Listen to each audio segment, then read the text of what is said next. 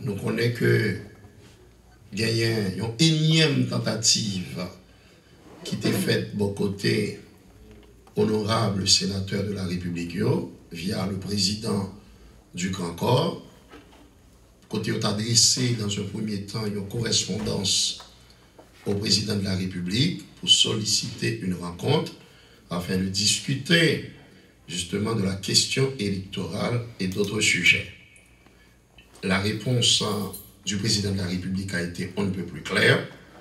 Si gagnait des difficultés, des contraintes au niveau du Sénat de la République pour capable jouer pleinement le rôle constitutionnel que le gagnant, il a toujours disposé pour aider les honorables sénateurs pour être capable, suivant les prérogatives que lui confère l'article 136 de la Constitution, est disponible et disposé pour faire ça. Ça entraîne un cadre de responsabilité pour garantir le bon fonctionnement des institutions de la République, pour le capable de renforcer et consolider les institutions démocratiques. Et puis, vient gagner l'autre démarche encore qui fait, côté que le sénateur écrit à nouveau au président de la République, qui lui-même dit, bon, pas de problème, vous voulez dialoguer, très bien, faisons-le, allons-y. Et je vous invite au Palais national, côté que dans respect, il y a une boulotte, respect qui est toujours caractérisé les relations entre le chef de l'État et la population haïtienne, entre le chef de l'État, les journalistes, les sénateurs, les députés, tout le monde. Les invités au Palais national pour capable de discuter. Et puis, coup de théâtre, il y a eu quand même cette réponse plutôt bizarre des honorables sénateurs. Et bien, tout, c'est important pour nous signaler.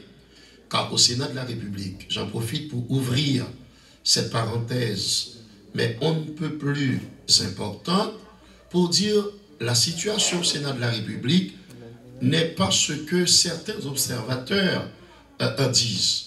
À savoir que c'est le Sénat qui bloque, c'est le Sénat qui empêche le vote des amendements à la loi électorale. Non, non, non. C'est une grosse confusion qu'il est important de dissiper. C'est une petite branche, petite clique, un groupuscule de 6 sénateurs rebelles, réfractaires, et il est clair, allergiques aux élections, et qui restent sur une corde raide et qui refusent de remplir leurs obligations de sénateurs. Ça, c'est important pour nous rappeler, pour nous signaler. Mais la grande majorité des sénateurs veulent en finir avec cette étape pour passer, une étape certes cruciale, mais pour passer à autre chose. Parce que le Sénat, dans pile loi qu'il a en souffrance d'antiwal pour qu'il vote, donc il est important pour eux pour aller de l'avant et franchir cette étape, traverser le Rubicon, côté que tu as fini avec question avant de la loi électorale là pour aller voter l'autre bagage, gagner sénateur qui a besoin de faire dépôt de proposition de loi, etc. Donc la grande majorité des sénateurs, et ça il faut le saluer, il faut saluer cette, bien sûr, cette attitude, cette bonne volonté, cette disponibilité de travailler, de remplir leur rôle constitutionnel. Grande majorité des sénateurs voulaient aller de l'avant, voulaient finir avec ça. Et ça, nous tenons à les féliciter pour ça. Eh bien, qu'est-ce qui se passe aujourd'hui? Vin gagner donc, nous sommes en phase côté que nous voyons que c'est le mot dialogue qui est revenu au cœur de l'actualité politique. Et sur ce point, nous avons même dit que au niveau de l'administration, le gouvernement, Martin Lamotte, toujours privilégié le dialogue pour aplanir les difficultés sur le terrain politique. Nous connaissons les vertus du dialogue. OK? Et président et premier ministre dans l'intervention, ils toujours prend le soin pour mettre accent sur la nécessité pour dialoguer au lieu que pour aller vers la confrontation. Il y a toujours pris le soin pour mettre accent sur la nécessité pour dialoguer, pour éviter ce que j'appelle les chicanes stériles, les confrontations dommageables à la démocratie et au progrès. Ça, c'est important pour que nous signalions. Pour nous capables de répéter, et président de la République, et premier ministre Samot, nous avons dit que pour nous-mêmes dans le gouvernement, dialogue là son état permanent. Pour nous, c'est une constante, le dialogue, et non une variable. Son raison pour nous dire que nous sommes toujours prêts et disposés pour nous capables de dialoguer. C'est un exercice qui est utile au renforcement des acquis démocratiques. C'est important pour consolider l'institution démocratique.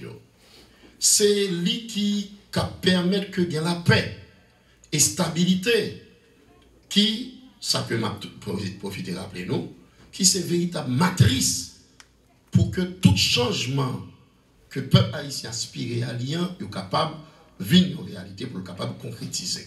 Sans la paix et la stabilité, c'est ou pas gagner un changement ça, ou pas équipe initiée depuis 3 ans avec l'avènement au pouvoir du président Martelly et depuis 2 ans qui atteint une vitesse de croisière avec l'intronisation de Laurent Lamotte à la tête de la primature.